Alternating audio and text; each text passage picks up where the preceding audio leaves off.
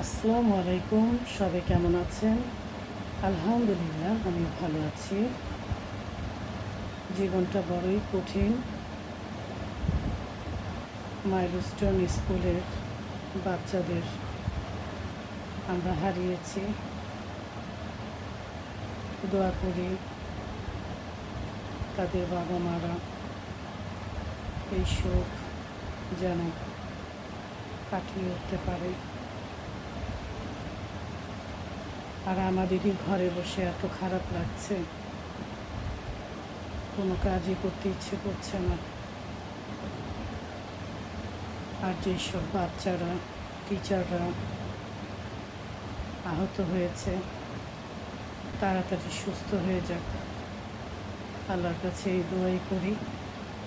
মনটা এত খারাপ, রান্না করতে একদমই ইচ্ছে করছে না, তবুও বাঁচতে হলে তো রান্না করতেই হবে। চলে এসেছি রান্নাঘরে, মুরগির খেলা কলিজা বের করে নিয়েছি। রান্নার জন্য মশলাটা কষিয়ে নিচ্ছি। আজকে মনটা এত খারাপ, কি আর করব, রান্না তো করতেই হবে।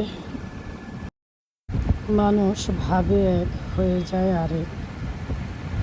মাইলস্টোন স্কুলের বাচ্চাগুলো আর ঘরে ফিরবে না, এটা কি চিন্তা করেছিল কেউই? তাদের মা বাবার কি অবস্থা আজকে। আমরা এই ঘরে বসে কেমন যে লাগছে আমাদের। আজকে বাজারে যাওয়ার দরকার ছিল, কিন্তু একদমই ভালো লাগছে না বাইরে যেতে। তাই ঘরে যা ছিল তাই বের করে নিয়েছি রান্নার জন্য। যেসব বাচ্চারা আহত হয়েছে, হাসপাতালে আছে, তাদের জন্য দোয়া করতে হবে সবার। তারা যেন সুস্থ হয়ে তাদের বাবা মার কোলে ফিরে আসে আর সুস্থ জীবনযাপন করতে পারে, আগের মতো খেলা করতে পারে। আমরা ঘরে বসে আর কিছু করতে না পারলেও তাদের জন্য দোয়া করতে পারি। যারা মারা গেছে তারা যেন জান্নাতবাসী হয়, আর যারা বেঁচে আছে তারা যেন সুস্থ হয়ে বাড়ি ফিরে যায়। আমাদের চোখের সামনে কতগুলো ফুলের মতো নিষ্পাপ প্রাণ ঝরে গেল। দেশবাসীর কাছে একটাই প্রার্থনা, সবাই যে যার স্থানে বসে বাচ্চাদের জন্য দোয়া করি, তাদের পরিবারের জন্য দোয়া করি। প্রচুর গরম পড়েছে, ফ্রিজ থেকে কয়েকটা টমেটো বের করে নিলাম টমেটোর চাটনি করার জন্য। টমেটোর চাটনিটা বসিয়ে দিয়েছি, আর এই যে মুসুরির ডাল বসিয়ে দিয়েছি। একটা বেগুন কেটে নিয়েছি, মশলা মেখে নিয়েছি, ভাজি করব বেগুন। আর দেখি টমেটো চাটনির কী অবস্থা। গরমের মধ্যে টমেটোর চাটনি খেলে শরীরটাও ভালো লাগবে। রান্না করতে আসলে সব কিছু চিন্তা ভাবনা করেই রান্নাঘরে আসতে হয়। বৃষ্টি যেমন পড়ছে তেমনি গরমও পড়েছে। গরমের মধ্যে টমেটোর টক, টমেটোর চাটনি এই ধরনের খাবার খেলে ভালো লাগবে। টমেটোর চাটনিটা আমি উঠিয়ে নিচ্ছি।